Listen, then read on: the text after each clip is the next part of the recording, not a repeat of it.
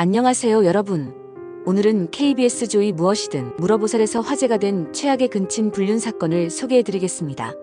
영상을 보시기 전에 구독과 좋아요 꼭 부탁드려요.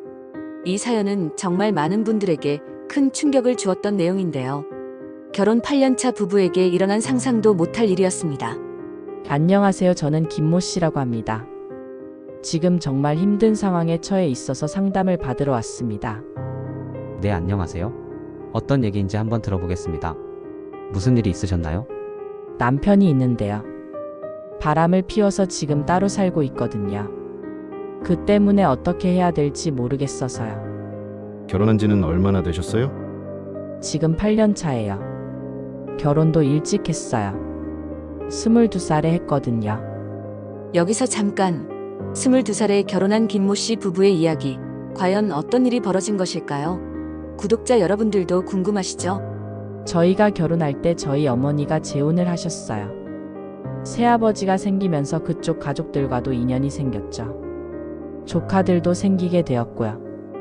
그 중에서 딸이 하나 있었거든요. 저희 부부를 정말 잘 따르더라고요. 그 당시 초등학교 5학년 정도였던 것 같아요. 초등학교 5학년이었던 아이. 하지만 시간이 흘러 이 아이로 인해 엄청난 일이 벌어지게 됩니다. 과연 무슨 일이었을까요? 그래서 자주 연락하고 잘 챙겨줬었거든요. 얼마 안 되어서 새오빠가 사고가 났어요. 오빠는 중환자실에 가게 되었고 아이가 갈 데가 없으니까 어쩌다 보니 저희가 보살펴주게 되었어요. 가정 상황이 복잡했네요. 네. 그쪽 사정이 좀 있어서 아이가 고아원 같은 시설로 가게 되었어요. 그런데 23년에 애 방학 때 오랜만에 보게 되었는데 아이가 많이 컸더라고요. 올해가 19살이고요. 고등학교 3학년이에요. 아이가 어릴 때보다 많이 크고 성숙해졌죠. 그래서 어떻게 되었나요? 저희도 여유가 생기고 아이와도 친하니까 보호자 역할을 해주면 어떻겠냐는 얘기가 나왔어요. 여기서부터 문제가 시작됩니다. 선량한 마음으로 시작한 일이 어떻게 이런 결과를 가져올 수 있을까요? 정말 상상도 못할 일들이 벌어집니다. 방학 때 계속 같이 있는데 너무 뭔가 신경이 쓰이기 시작하는 거예요. 아이에 대해서요. 왜요? 무슨 일이 있었어요? 아이가 많이 컸고 성숙해졌잖아요. 그런데 스킨십을 좋아하더라고요. 저희가 손을 잡아도 항상 자기도 잡고 싶어하고 업어달라는 요청도 했어요. 고등학생이 된 아이가 보이는 행동들. 이미 이 시점에서 뭔가 이상한 기운이 감지되기 시작했습니다.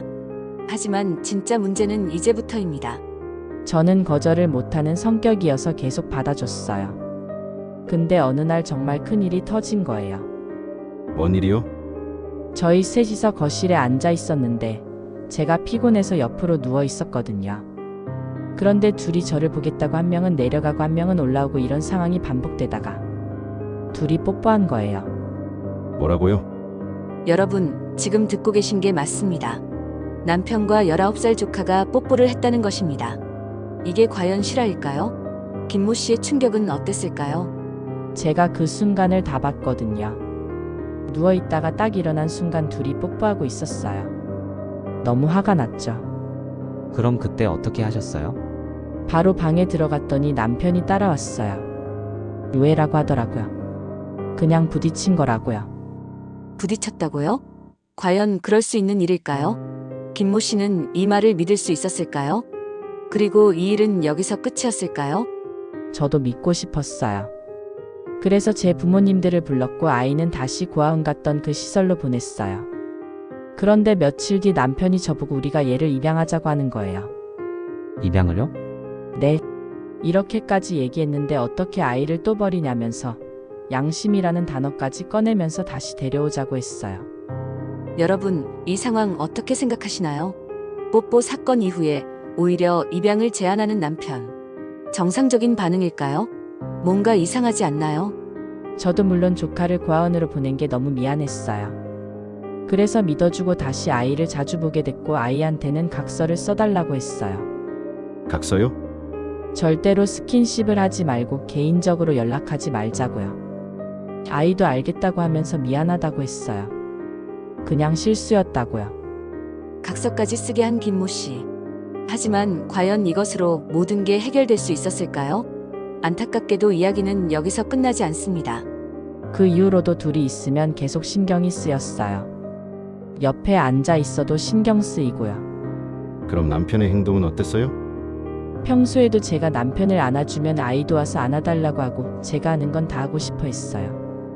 그러지 말라고 몇 번이고 부탁했는데도 개선이 안 되더라고요. 상황이 개선되지 않자 김모 씨는 결국 부모님들에게 말씀을 드렸습니다. 그리고 아이는 다시 보내졌죠. 하지만 진짜 충격적인 건 이제부터입니다. 그래서 결국 부모님들께 말씀드려서 아이를 다시 보냈어요. 그런데 어느 날 남편 핸드폰을 보게 되었는데 뭘 보셨어요? 충전하려고 남편 핸드폰을 만졌는데 알림이 떴어요. 그 아이가 남편한테 보낸 메시지였는데 나도라고 되어 있었어요. 나도라는 메시지. 이 짧은 단어 뒤에 숨겨진 의미는 과연 무엇이었을까요? 김모 씨의 불안감은 현실이 되고 있었습니다. 궁금해서 남편한테 보여달라고 했더니 남편이 먼저 아이한테 보고 싶다라고 보낸 거였어요. 그래서 아이가 나도라고 답한 거였죠. 그런 거였군요. 그걸 보고 너무 화가 났어요. 둘이 연락하지 말자고 했는데 또 연락한 거잖아요. 그래서 차라리 핸드폰 번호를 바꿔버리라고 했어요. 하지만 더 충격적인 사실들이 발견됩니다. 김모 씨가 남편의 클라우드에서 발견한 것은 과연 무엇이었을까요? 정말 상상도 못할 일들이었습니다. 남편 나가기 전날에 몰래 인터넷으로 클라우드를 봤어요. 그 아이 셀카 사진이 도배되어 있었거든요. 옷도 파이거나 선정적인 옷들이 많았고요. 그것뿐인가요? 멀티 프로필이라는 걸 둘이 해놨더라고요. 둘이서 셀카를 찍어서 남편이 자기 글씨로 사랑이라고 써놨어요. 여러분, 이제 상황이 얼마나 심각한지 아시겠죠? 사랑이라는 글자까지 써놓은 남편. 이것은 단순한 실수가 아니었습니다. 그리고 더욱 충격적인 일들이 계속됩니다. 그래서 제가 남편한테 위치 추적 앱을 깔자고 했어요. 서로 확인하자고요. 그런데 갑자기 남편이 아침에 메시지를 보낸 거예요. 뭐라고요? 너무 힘들어서 오늘 하루만 GPS 끄고 쉬고 싶다고 힐링할 시간을 달라고 하더라고요. GPS를 끄고 싶다는 남편. 과연 정말 혼자만의 힐링 시간을 보냈을까요? 아니면 다른 목적이 있었을까요? 결과는 뻔했습니다. 친구한테 고민을 털어놨더니 친구가 하루 정도는 풀어주라고 해서 알겠다고 했어요. 그런데 남편이 돌아와서는 너무 해실해실 웃고 있는 거예요. 뭔가 이상했군요. 네. 혼자서 봉골레 파스타 먹고 카페 가서 음악 듣고 야구 배팅했다고 하는데 이상한 게 손에 못 보던 반지가 하나 껴져 있었어요. 새로운 반지를 끼고 온 남편. 그리고 김모 씨는 그날 결정적인 증거를 발견하게 됩니다. 바로 그 아이의 소셜미디어에서 말이죠. 그 아이 SNS를 찾아봤더니 거기다가 사진을 올렸더라고요. 제 남편이랑 뽀뽀하는 사진을요. 뽀뽀하는 사진을요? 네. 그걸 갖고 남편한테 가서 따졌더니 오히려 저한테 화를 내면서 저 때문에 그렇게 되었다고 하더라고요. 이제 모든 게 드러났습니다. 하지만 남편의 반응은 어땠을까요? 반성하고 사과했을까요? 아니면 더욱 충격적인 말들을 했을까요? 제가 너무 집착했다고 여자 좀 만나게 놔두지 왜 그렇게 신경 쓰냐고 하더라고요. 결혼하면 여자 못 만나냐면서요. 그래서 어떻게 하셨어요? 궁금한 걸 물어봤어요. 남편 핸드폰에 디데이 앱이 있더라고요. 뭐냐고 했더니 그냥 깔았다고 하는데 뭔가 이상했거든요. 디데이 앱, 과연 무엇의 디데이였을까요? 김모 씨의 예상은 불행히도 맞아떨어졌습니다. 정말 충격적인 진실이 드러났습니다. 둘이 사귄 지 3일이라고 되어 있었어요. 오늘 며칠 됐냐고 했더니 열흘 됐다고 하더라고요. 그럼 다 인정한 거네요. 네, 그냥 다 말했어요.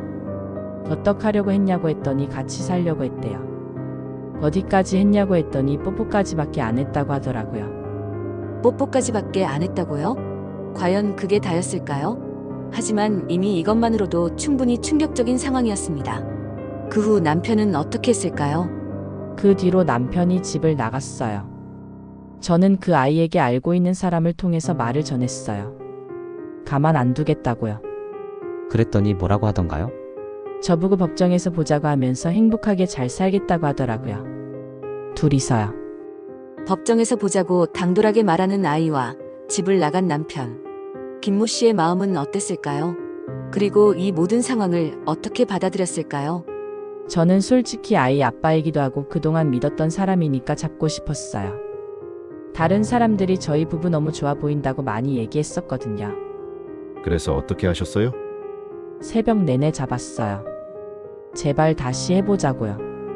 서로 힘들어져도 잡아주자고 손을 내밀었는데 안 잡더라고요. 손을 내밀었지만 잡아주지 않는 남편. 그리고 마지막으로 남편이 한 말은 무엇이었을까요? 김모 씨에게는 더욱 가슴 아픈 말이었습니다. 남편이 나는 이걸로 고민하고 있는 내가 너무 속상하다. 이 정도면 안 될 거라는 건 너도 알고 있지? 라고 하더라고요. 그래서 지금 어떤 상황인 거예요? 솔직히 어떻게 될지 모르겠어요. 그래서 여기 상담받으러 왔습니다. 여기까지가 김모 씨의 충격적인 사연이었습니다. 정말 상상도 못할 일들이 벌어진 거죠. 이제 동자와 보살의 반응을 들어보겠습니다. 김모 씨, 정신 차리시고 똑바로 들으세요.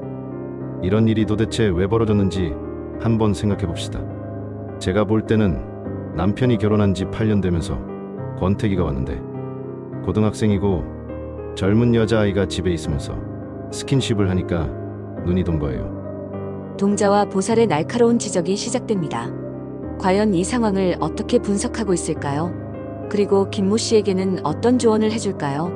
금지된 사랑이라는 스릴도 있고 아이가 자꾸 들이대니까 그냥 넘어간 거죠. 뽀뽀했을 때부터 이상했어야 해요. 고3 성인이 거의 된 아이가 같이 집에 지내면서 남편이랑 계속 스킨십을 한다면 그때부터 강하게 안 된다고 했어야 되는 거예요. 맞는 말씀입니다. 처음부터 선을 그어야 했는데 불쌍하다는 이유로 계속 기회를 준 것이 문제였다는 지적이네요. 불쌍해서 또 데려오고 결국 집안이 파탄났잖아요. 이게 뭐하는 짓이에요. 정말 가슴 아픈 얘기예요. 드라마에나 나올 만한 막장 얘기인데 그런데도 아직 어떻게 해야 될지 모르겠다고 하니 참 기가 막히네요. 동자와 보살의 따끔한 조언이 계속됩니다. 김모 씨는 이제 어떤 결정을 내려야 할까요? 김모 씨, 아기 아빠라는 놈이 그러다니는데 왜 그걸 감싸주고 해요? 기본적으로 그게 제대로 된 인간이 할 짓이에요? 아이 때문에 아빠 없는 아이로 키우고 싶지 않다고 하는데 그런 아빠가 아이한테 어떤 교육적 도움이 돼요? 정말 현실적이고 날카로운 지적입니다. 아이를 위해서라도 이런 상황을 그대로 두어서는 안 된다는 것이죠. 김모 씨가 지금 제일 원하는 게 뭐예요? 남편이 저한테 돌아오는 거죠. 그게 베스트라고 생각해요? 지금 정신 차려야 해요. 김모 씨는 이 상황을 겪고도 여전히 남편이 돌아오기를 바라고 있었습니다. 하지만 동자와 보살은 단호했습니다. 김모 씨, 그렇게 바보처럼 본인 인생을 낭비하지 마세요. 왜 그래요? 정신 차리고 제대로 사세요. 우리 삶에서 사랑이다가 아니에요. 마지막으로 뽑기를 통해 나온 조언도 있었는데요. 인생 걸어가라는 메시지였습니다. 정말 의미심장한 조언이었죠. 혼자 있었으면 아마 미련하게 또 기다리고 그랬을 텐데 말씀해주신 덕분에 마음의 정리가 잘 됐어요. 다행히 김모 씨도 상담을 통해 마음의 정리를 할 수 있었다고 하네요. 그리고 아이에게 꼭 해주고 싶은 말이 있는데 엄마 자리를 잘 지키지 못해서 너무 미안하고 너는 내가 꼭 지켜줄게. 걱정 마. 마지막으로 아이에게 전한 김모 씨의 메시지였습니다. 정말 가슴 뭉클한 말이었죠. 여러분, 오늘 김모 씨의 사연 어떻게 들으셨나요? 정말 상상도 못할 일들이 현실에서 벌어질 수 있다는 것을 보여준 사례였습니다. 이런 상황에서 가장 중요한 것은 현실을 정확히 파악하고 자신과 아이의 미래를 위해 올바른 선택을 하는 것이겠죠. 여러분도 혹시 비슷한 고민이나 어려운 상황에 있으시다면 주변에 믿을 만한 사람들에게 조언을 구하시기 바랍니다. 오늘 영상이 도움이 되셨다면 구독과 좋아요, 그리고 댓글로 여러분의 생각을 들려주세요. 다음에도 더 좋은 내용으로 찾아뵙겠습니다. 감사합니다.